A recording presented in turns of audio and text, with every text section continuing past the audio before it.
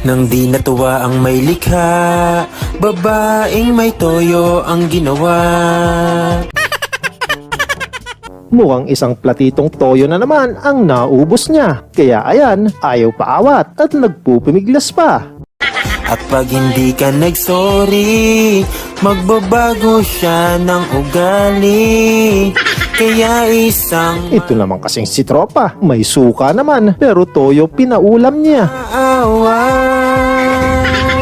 Suyuin mong babaeng may topak, magsorry ka hanggat may oras. Isipin mo. Huwag din siyang gugutumin dahil panigurado tiyong lalo yan tutuyoin. Tulad nito, imbes bigas ang unahin, inuna ang motor, pagandahin. Kaya what happened? Toyo plus gutom equals devastating.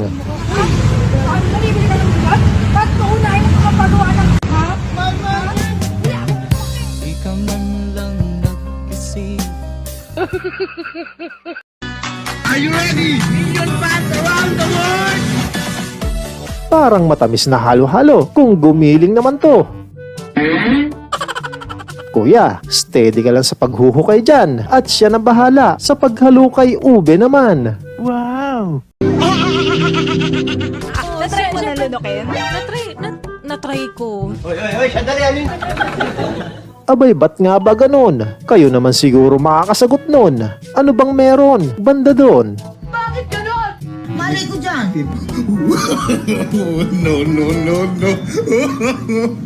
Kung gusto mo pa manood kaibigan ng pampaganang mga video katulad nito, ipagpatuloy mo lang ang pagtutok dito. Pero bago yan, maaari lamang na pakipindot ang subscribe at like button. Isama mo na din ang bell icon nang sa gayon magkaroon tayo ng koneksyon. At syempre ang video na to ay pwede mo ding i-share. Pakifollow na din ang aking FB page. So without further ado, let's continue!